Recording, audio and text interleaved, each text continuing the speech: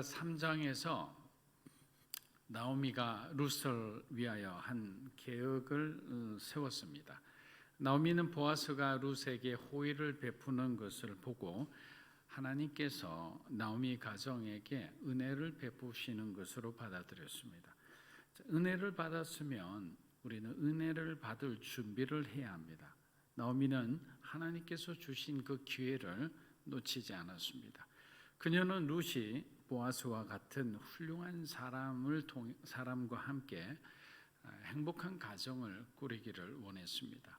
룻은 여인으로서 사실 순종하기 힘든 그 시어머니의 말을 조금도 의심하지 않고 또 그대로 이행했습니다. 여러분, 바로 이런 룻의 아름다운 순종과 나오미의 이런 지혜로움이 하나가 되었을 때 결국 보아스와의 결혼으로 이어지게 된 겁니다. 사실 나오미와 룻은 그 시대의 능력자가 아닙니다. 오히려 이들은 가장 연약한 자들이죠. 그러나 하나님의 뜻을 바라보고 순종했을 때 축복의 문이, 은혜의 문이 나오미와 룻에게 활짝 열린 것입니다. 그렇기 때문에 우리가 지금 어떤 형편에 있다는 것은 늘 말씀드리지만 중요한 것이 아니에요. 하나님이 저와 여러분과 함께 한다면 하나님은 우리를 통해서 새로운 일을 행하실 수 있는 그런 위대하신 분인 거예요. 근데 우리는 자꾸만 문제를 바라보고 나 자신을 바라보기 때문에 자신이 없는 거예요. 세상을 바라보는 순간 주눅이 들죠. 그런데 제가 말씀드리지만 우리 교회 안에서도 한국 교회에 큰 감동을 줄 수 있는 그런 많은 사람들이 나올 거예요. 근데 그 사람들은 지금 자신이 그렇게 되리라는 것을 아무도 생각을 못하는 것 같아요.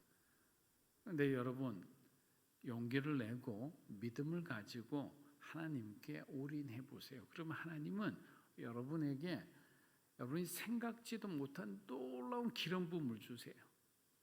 영성을 넓혀주시고 깊게 해주시니까 보이지 않던 그런 어떤 세계가 여러분에게 보여지고 그 세계가 여러분이 것이 되는 거예요. 늘 언제나 항상 제자리에 멈춰 서 있는 그리스도인은 어쩌면 죽은 그리스도인인 거예요. 계속 전진해 나가는 거예요. 하나님을 향해, 세상을 향해. 보아스는 룻의 또 현숙함을 알았잖아요. 또 보아스조차도 굉장히 인격적인 사람이에요. 통이 넓은 사람이에요. 그리고 하나님을 경외하는 사람이었어요. 그래서 이 여인이 자신에게 찾아온 것이 합당하다고 생각했습니다. 왜냐하면 자신도 그 기업 모를 자 중에 한 사람이었기 때문입니다. 보아스가 기업 모를 자가 되기로 작정한 것은 룻을 사랑해서라기보다는 그 사랑은 이제 뒤에 이어지는 것이고 가장 먼저는 하나님께 대한 충성이 우선이었습니다. 그는 약자를 위한 성경의 법을 먼저 지킴으로써 사랑하는 사람을 얻게 된 거예요. 그래서 여러분 인생에 예수님이 먼저면 되는 거예요. 그래서 우리 교회도 새로운 찬양을 내더라도 그 내는 어떤 것이 교회 이름보다는 JF Ministry에서 Jesus First라고 이야기하는 거예요. 예수님이 우선된 교회고 예수님이 우선된 신앙을 갖고 있으면 그곳에는 은혜가 있는 거예요. 그곳에는 하나님의 공급하심이 있는 거예요. 그런데 예수님이 우리 삶에 first가 되지 않고 second가 되거나 우리가 third가 되면 그 다음부터는 이제 인생이 꼬이기 시작하는 거죠. 왜냐하면 하나님은 가장 먼저 우리 인생의 그 자리를 차지해야만 되니까 우리로 하여금 깨닫게 해주시는 그런 여러 가지 일들을 일으키시는 거죠. 그래서 교만한 자를 낮추시기도 하죠. 그래서 우리 인생이 가장 평안하려면 여러분의 삶에 예수님을 가장 중요하게 여기세요. 결국 나오미도 룻도 그리고 보아스도 그들의 마음의 중심에 하나님을 향한 신앙이 있었던 거예요. 그 신앙이 그들을 가로막고 있던 모든 장애물을 일순간에 다 깨뜨려 버린 거예요. 사랑하는 여러분, 인간의 감정은 언제나 변하기 쉽습니다. 지금 여러분이 어떤 곳에 깊이 빠져 있다면 이것이 사실 영원히 갈 것 같지만 결국 또 다른 어떤 관심사가 생기면 우리의 마음은 순식간에 돌변하게 되죠. 그렇기 때문에 사람의 감정이 아니라 하나님을 향한 신앙이 우리 인생을 이끌고 가도록 우리는 매일매일 하나님께 우리를 맡기는 그런 어떤 훈련을 해야 되는 거예요. 하나님, 오늘도 내 시간을 드립니다. 내 마음을 드립니다. 내 기도의 모든 것이 하나님을 향하여 올라가게 하여 주시옵소서라고 매일매일 동일한 것이지만 지루하게 반복되는 그런 어떤 고백이 어떻게 보면 영성훈련인 거예요. 영성훈련은 특별한 게 아니에요. 매일 지루한 것을 반복적으로 하나님께 고백하고 그렇게 살기 위해서 노력하는 거예요. 특별한 어떤 정말 특공대 훈련 한번 받고 난 뒤에 여러분이 슈퍼맨처럼 쫙 변하는 것이 아니에요. 매일매일 하루하루 역기를 들듯이 이렇게 들고 나면 들 때마다 얼마나 힘들어요. 내가 이걸 왜 드냐 이렇게 생각해요. 전 제일 하기 힘든 운동이 헬스예요. 헬스. 갈 때마다 생각해요. 내가 돈 주고 왜 이래 무거운 걸 들어야 하나. 고통이잖아요. 고통. 힘든데도. 근데 나중에 보면 몸이 이렇게 보면 건강해진 듯 하고 단단해진 듯 하면 이게 이런 어떤 반복되는 과정을 통해서 우리가 믿음의 근육이 생기듯이 몸에도 이렇게 근육이 생기는 걸 보는 거예요. 지루한 것을 열심히 반복하세요. 그게 신앙입니다. 하나님께서는 그런 우리 안에 있는 믿음을 보시고 그리고 우리에게 가장 맞는 옷을 앞으로 입혀주시는 거예요. 룻기 4장 우리 1절에서 2절입니다. 보아스가 성문으로 올라가서 거기 앉아있더니 마침 보아스가 말하던 기업 물을 자가 지나가는지라. 보아스가 그에게 이르되 아무개여 이리로 와서 앉으라 하니 그가 와서 앉으매 보아스가 그 성읍 장로 10명을 청하여 이르되 당신들은 여기 앉아. 그들이 앉으매. 자, 마지막 무대는 어디서 일어나느냐? 성문에서 펼쳐집니다. 여러분, 당시의 성문은 유일하게 성안과 성 밖을 연결해주는 통로였습니다. 이곳에서 많은 사람들이 만나기도 하고 중요한 모임이 열리기도 했습니다. 사회적 활동과 공적 활동의 중심지가 바로 성문 앞이었어요. 그리고 사람들 간에 분쟁이 생기게 되면 성문으로 장로들을 불러서 분쟁을 공적으로 해결하고 참가한 사람들은 법적인 증인이 되었습니다. 그래서 성읍 유지가 되는 사람들은 보통 아침 식사를 마치게 되면 거의 성문에서 이렇게 교제를 하면서 소송이면서 그렇게 보낸 거예요. 보아스도 룻의 문제를 해결하기 위해 성문에 올라가 앉아 있었던 거예요. 그런데 마침 기업 물을 자 1순위의 남자가 지나가고 있었어요. 여러분, 여기서 이 마침이란 단어에 한번 우리가 관심을 기울여 봤으면 좋겠습니다. 여러분, 이 마침이라는 단어가 우연이라는 뜻을 의미할까요? 아니면 하나님의 섭리를 뜻할까요? 우연을 가장한 하나님의 섭리지요. 이 마침이라는 것은 그가 보아스가 갔을 때 반드시 기업 물을 자를 만날 수 있게 하나님은 그 모든 장치를 이렇게 뒤에서 다 해주신 거죠. 우리들의 삶 속에서도 이런 우연을 가장한 하나님의 섭리적 사건이 사실 종종 일어나기도 합니다. 우연이 반복되면 필연이라는 말은 바로 이런 분위기에서 나온 말이죠. 하나님께는 이미 예정되어 있는 일인데 우리들에게는 그것이 마치 우연처럼 느껴질 뿐이에요. 그렇게 항상 우리들의 초점은 하나님을 향해 그냥 그대로 고정되어 있으면 하나님께서 움직이시고 하나님께서 말씀하시고 또 하나님께서 행동하시는 그 모든 것을 우리는 우연이 아니라 그 필연 속에서 하나님을 만날 수 있는 거예요.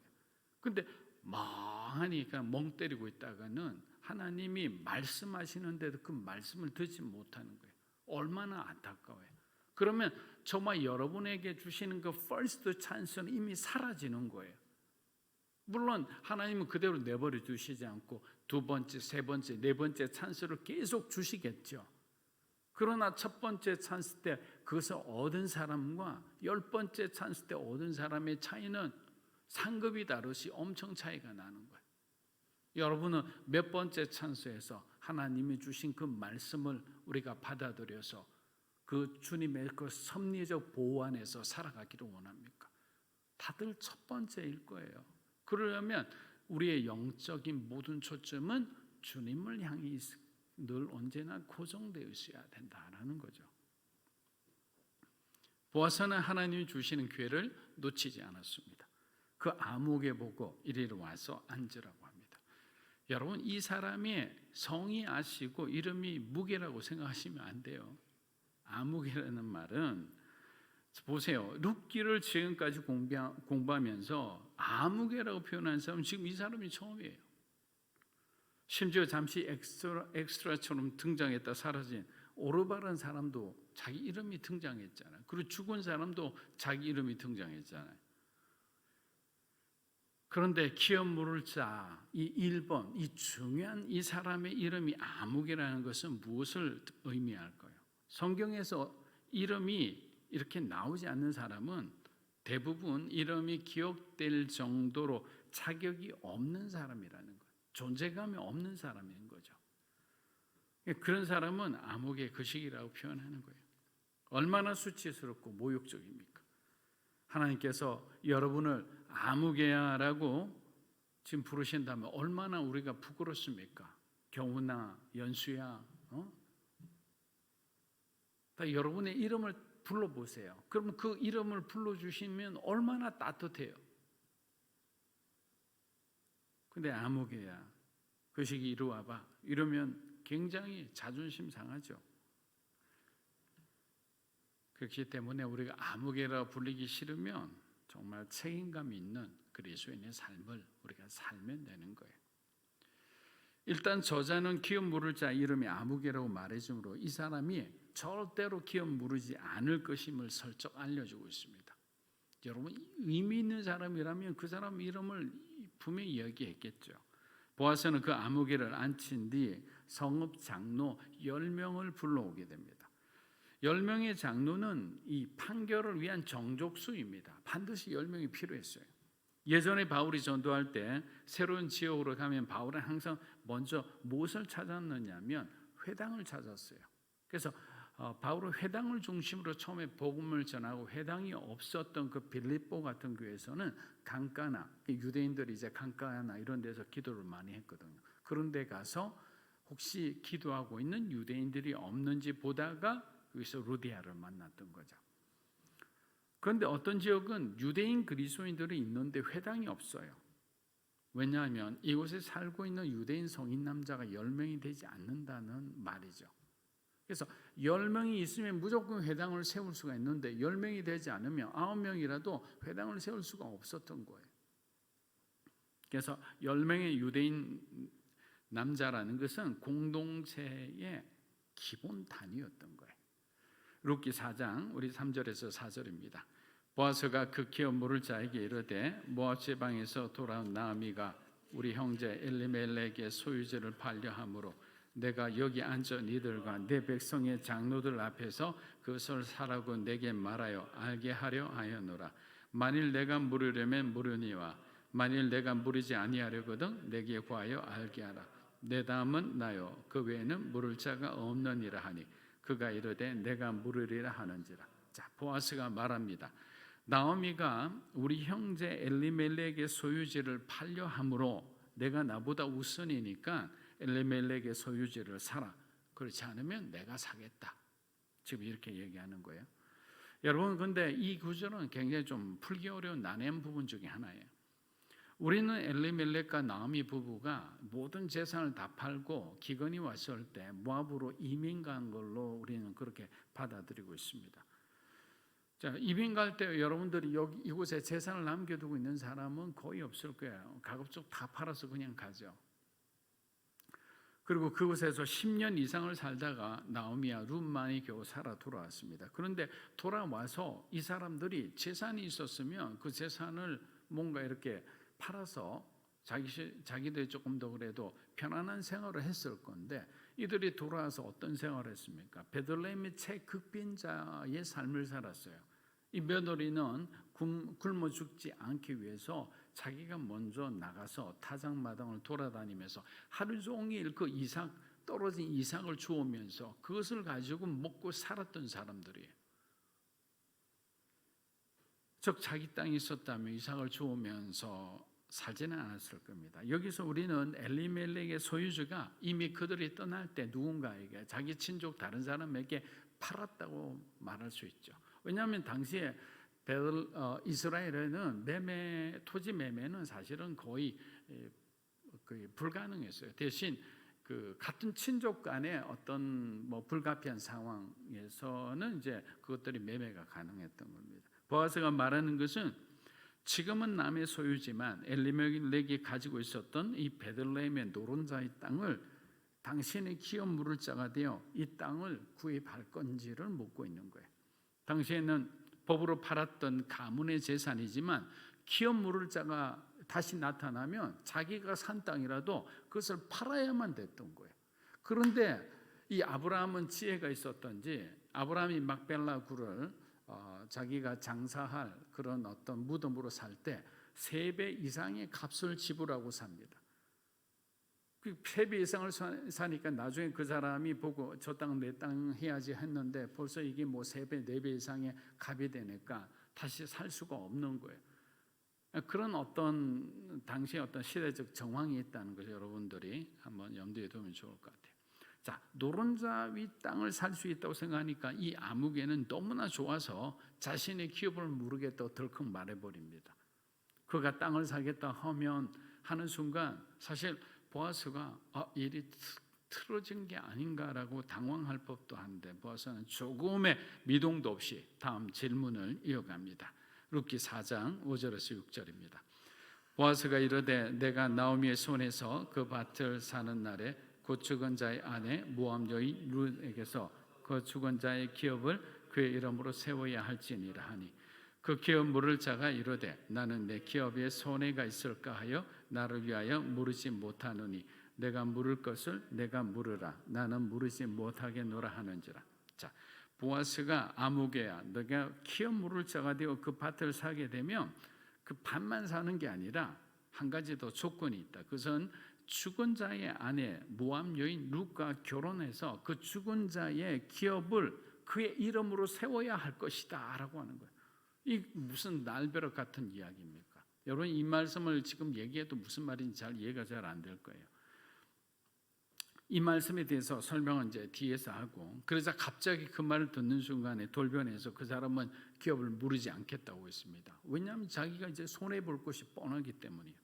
자, 룻과 결혼하는 것이 그 사람에게 왜 손해가 되는지 한번 살펴보겠습니다. 자, 기업 물을 자가 되는 순간부터 이 사람은 엘리멜렉이 이 판 땅을 그에게 돈을 주고 먼저 사야 됩니다. 그런데 이 땅이 자기 땅이 되면 문제가 없는데 룻과 결혼을 하게 되면 룻과 자기와의 사이에서 태어난 이 아들이 누구의 아들이 되냐면 자기의 아들이 되지 않고 나오미의 아들이 되는 거예요. 그러니까 나오미의 자녀가 되어버리니까 이 나오미의 자녀에게 도로 주고 산 모든 재산이 이 아들에게 속하면서 나오미의 재산이 되고 그 나오미의 재산은 엘리멜렉의 재산이 되어버리는 거예요. 그러니까 자기가 소위 말하면 좀 이상한 말이지만 축 써서 이상하게 누구한테 줘버리는 셈이 되는 거예요. 그러니까 이런 어떤 상황이 돼버리니까 당연히 물을 생각을 하지 않죠. 내가 안 하겠다. 네가 해라. 난 지금 어떻게 모은 재산인데 내가 이 여자하고 결혼해서 내 모든 재산은 없고 남의 좋은 일을 하겠느냐 이 말인 거죠. 결국 자신만 손해보는 것이라고 생각한 아무개는 정식으로 기업 물을 자의 권리를 포기하겠다고 한 것입니다. 기업 물을 자는 남자를 잃어 그 가문이 존속되지 못하는 상황에서 자신이 기업 물을 자가 되어줌으로 남은 사람들이 삶을 연명하고 그 가문을 이어가게 해줄 수 있는 그런 유일한 권한을 가진 사람들이에요. 근데 여러분 가만히 보면 이것을 고난이라고 이야기할 수 있나요? 고난이 아니라 희생이고 고난이 아니라 헌신이죠. 그래서 우리 기업 물을 자를 히브리 말로 고엘이라 하는 거예요. 근데 이 고엘은 누구냐? 바로 예수 그리스도인 거예요.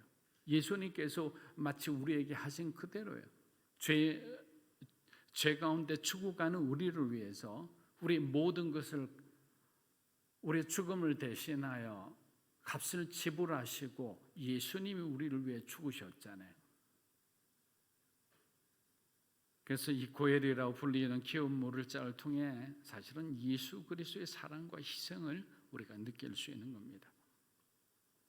보아스의 계보를 통해 이 땅에 오신 마지막 고엘이신 예수 그리스도의 그 은혜를 우리는 잊어서는 안 될 것입니다.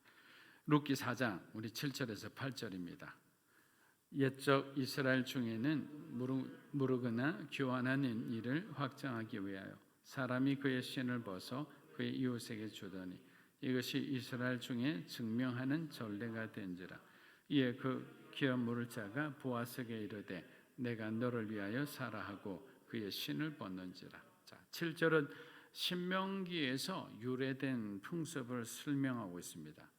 기업 물을 자가 자신이 헌신하고 희생하지 않고 당연히 자기가 해야 되는 그 책무를 피하고 도망갔을 때 어떻게 수치를 공동체로부터 당하느냐, 이 부분에 대한 것이죠.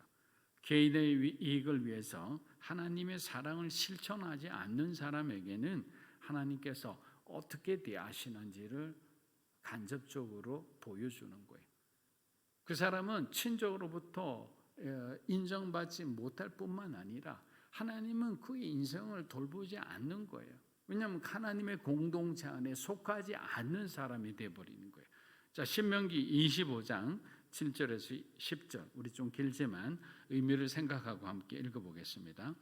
그러나 그 사람이 만일 그 형제의 아내 맞이하기를 절개하지 아니하면 그 형제의 아내는 그 성문으로 장로들에게 나아가서 말하기를 내 남편의 형제의 이름을 이스라엘 중에 있기를 싫어하여 남편의 형제된 의무를 내게 행하지 아니하나이다 할 것이요 그 성읍 장로들은 그를 불러다가 말할 것이며 그가 이미 정한 뜻대로 말하기를 내가 그 여자를 맞이하기를 절개하지 아니하노라 하면 그의 형제의 아내가 장로들 앞에서 그에게 나아가서 그의 발에서 신을 벗기고 그의 얼굴에 침을 뱉으며 이르기를 그의 형제의 집을 세우기를 절개 아니하는 자에게는 이같이 할 것이라 하고 이스라엘 중에서 그의 이름을 신벗김 받은 자의 집이라 부를 것이다.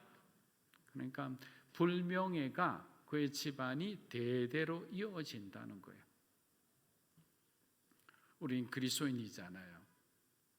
그리스도인으로서 정말 그리스도인답게 행동하지 않으며 세상 가운데 정말 정의와 공의를 실현하지 않고 세상의 어떤 권력의 눈치를 본다든지 어떤 주변의 어떤 사람들의 어떤 이목을 신경 쓰면서 올바름을 행하지 않는다면 하나님은 우리를 어떻게 생각하실까요? 그 그리스도인으로서 마땅히 해야 할 말과 마땅히 해야 할 행동을 하게 되면 그것은 마치 기업 물을 자가 자신이 해야 할 당연한 일을 수행하는 것처럼 이제는 그리스도인은 어렵고 힘든 사람이 있다면 그것은 우리가 당연히 기업 물을 자처럼 그들의 어려움을 우리는 돌아보아야 되는 사람이 되어야 되는 거예요. 과부와 구와 나그네를 돌보라는 것은 예수님 우리에게 말씀하신 하나님 우리에게 말씀하신 명령과도 같아요. 그런데 그런 어떤 가난한 자와 힘없는 자, 연약한 자를 우리가 교회가 성도들이 돌보지 않는다는 것은 마치 오늘 이 기업 물을 자가 기업 물으지 않고 도망가는 것과 마찬가지죠. 그런데 그 사람에게는 그 신발을 벗기라는 거예요. 그 신을 벗기고 발이 드러나는 것은 고대 시대에 얼마나 창피하고 수치스러운 건데 이 사람은 자기의 그 눈앞에 보이는 그 재산이 아까워서 사람들 앞에 수치당하는 것을 그냥 그대로 그냥 수용하는 거예요. 제일 어리석은 사람입니다. 지금은 루스를 대신하여 보아스가 이 문제를 처리하고 있어 상황은 좀 다르죠. 원래는 지금 루시 지금 그 사람에게 가서 네가 기업 물을 자 1번이니까 해야 된다 하는데 이 굳은 일을 보아스가 지금 대신 해주고 있는 거예요. 그런 남자를 만나세요. 원래는 루시의 그 기업 물을 자를 제가 또 반복합니다. 그런데 그 사람이 거절을 하게 되면 어떻게 되느냐? 성문으로 가서 장로들에게 이 사실을 알리고 그 사람을 불러놓고 이제 신을 벗겨야 되는 거죠. 그리고 그 사람의 얼굴에 루시 침을 뱉어야 되죠. 이 사람은 하나님이 정한 의무를 이행하지 않는 부끄러운 사람이라고 낙인을 찍게 되죠. 당연히 그 사람은 자신의 재산은 지키지만 불명예를 안고 이제 평생 살아야 되는 거죠. 그런데 보아스가 자신이 물은다고 하니까 이 사람은 정말 마음이 편안해진 거죠. 너무 좋아하는 거죠. 사랑 여러분, 유한한 것은 언제든지 여러분 풍성하게 나누세요. 하나님 주신 유한한 것들이 있잖아요. 시간, 재산, 건강, 여러분이 주신 재능, 이 모든 유한한 것은 마음껏 나누셔야 돼요. 나눌수록 그것은 더 배가 되는 거예요. 그러나 영원한 것은 여러분 절대로 포기해서는 안 되는 거예요. 인생을 사는 가장 지혜로운 것이 뭐냐면 유한한 것은 나누고 영원한 것은 지키는 거예요. 그런데 우리는 반대로예요. 유한한 것은 지키고 영원한 것을 놓치는 사람이 얼마나 많은지 몰라요. 복음은 바로 그런 거예요. 영원한 것을 지키지 못하고 영원한 것을 바라보지 못하고 죽어가는 사람들에게 이 영원한 것이 어떻게 중요한 건지를 우리가 가르쳐주고 알려주는 거예요. 그들이 쉽게 깨닫지 못하더라도 우리는 끊임없이 복음을 전하고 선포하고 설득하고 설명하고 섬기고 가르치는 거예요. 그러나 어떤 순간 성령 하나님께서 역사하시죠. 그 사람의 그 닫힌 마음의 문을 열어주시죠. 여러분의 부모님의 문을 열어주시죠. 이제 추석이 설날이 다가옵니다. 예전엔 저도 많이 걱정했어요. 어렸을 땐 저희도 막 제사를 드리고 이랬기 때문에 그때 막 절을 하는 문제 때문에 어린 초등학생 때 그 어렸을 때 그 마음이 얼마나 불안했는지 몰라요. 하고 나면 엄마의 그 굉장히 무서운 그런 어떤 그 압력 안에 어쩔 수 없이 하고 나면 그냥 그 다음 주 교회 가면 그냥 얼마나 죄책감이 있어서 그냥 강단 앞도 제대로 못 쳐다볼 때가 있었어요. 여러분 그렇게 힘들게 신앙생활하는 사람 지금도 굉장히 많이 있어요. 그러니까 우리는 기도해 줘야 되는 거예요. 룻기 4장 9절에서 10절입니다. 보아스가 장로들과 모든 백성에게 이르되 내가 엘리멜렉과 기룡과 말론에게 있던 모든 것을 나음의 손에서 산 이래 너희가 오늘 증인이 되었고 모압 여인 룻을 사서 나의 아내로 맞이하고 그 죽은 자의 기업을 그의 이름으로 세워 그의 이름이 그의 형제 중과 그곳 성문에서 끊어지지 아니하게 함과 너희가 오늘 증인이 되었느니라 하니. 자, 보아스는 10명의 장로들과 그곳에 있는 모든 백성들에게 막 선포하는 거예요. 자신이 엘리멜렉과 나오미 집안의 기업 물을 자가 되어서 잃어버린 토지를 내가 사고 이 며느리 되는 룻을 나의 아내로 삼아 이 모든 이 죽은 그 엘리멜렉의 그 집안의 가문을 다시 회복시키겠다고. 그리고 나와 룻을 통해 태어난 아이는 나오미에게 입양되어서 그녀가 기록이 될 것이다 라고 모든 사람에게 투명하게 그냥 그대로 이야기합니다. 이 보아스의 이런 정직한 성품이 정말 존경스러울 정도예요. 다 말하니까 오해가 생기지 않는 거예요. 다 얘기하니까 사람들도 이해해 주는 거예요. 그리고 그 보아스의 선택을 사람들도 존중하고 존경하기 시작했던 거예요. 사랑하는 여러분, 지금 보아스는 자신의 모든 것을 한없이 룻을 위해 나오미 가정에 쏟아붓고 있는 거예요. 그런데 그런 보아스의 얼굴에는 슬픔이 가득할까요? 아니죠. 기쁨이 가득한 거예요. 오히려 기쁨이 넘치고 있는 거예요. 하나님께서 자신에게 기업 물을 자의 그 은혜를 베풀어 주신 것에 대해 그는 감사하고 있는 거예요. 하나님 나에게 기업 물을 자의 이 책무를 다할 수 있는 은혜를 주심에 감사합니다. 그리고 사랑하는 이 현숙한 여인, 아름다운 이 아내를 나에게 허락해 주심에 감사합니다. 어차피 보아스는 하나님 나라를 바라보고 살아가는 사람이니 이 땅에 그 요한한 것에 그가 무엇이 관심이 있겠습니까? 하나님의 뜻에 순종하고 주님이 주신 축복의 선물을 소중히 여기는 삶이 그가 소중하게 여겼던 그런 가치였다는 거죠.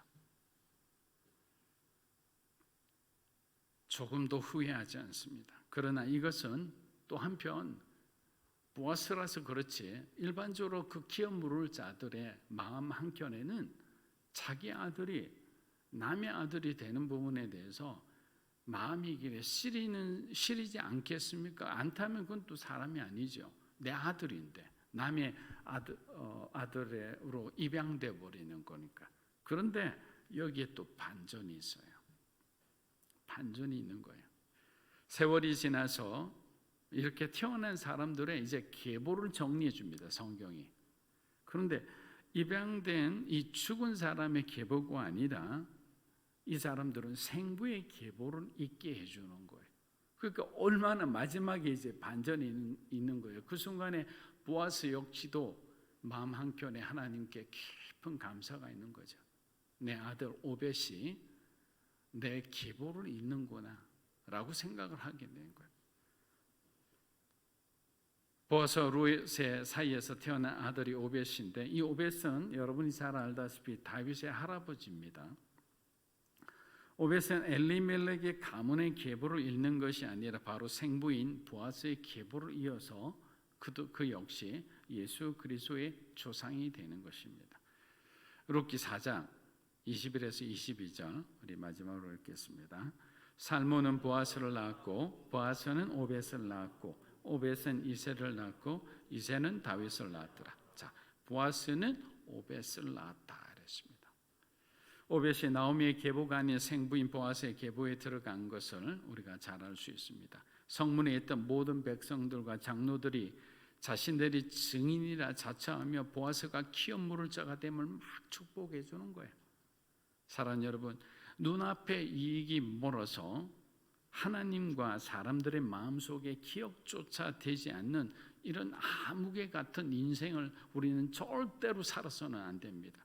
그렇게 항상 우리는 우리의 말과 행동에 책임지는 그런 신실한 충성된 그리스도인이 되어야 할 줄 믿습니다. 바르게 보고 바르게 생각하고 행동하는 예수 그리스도께서 정말 우리를 사랑하신 만큼 그렇게 주님을 따르는 진정한 고엘의 삶을 살아가는 여러분이 되시기를 주님의 이름으로 축복합니다.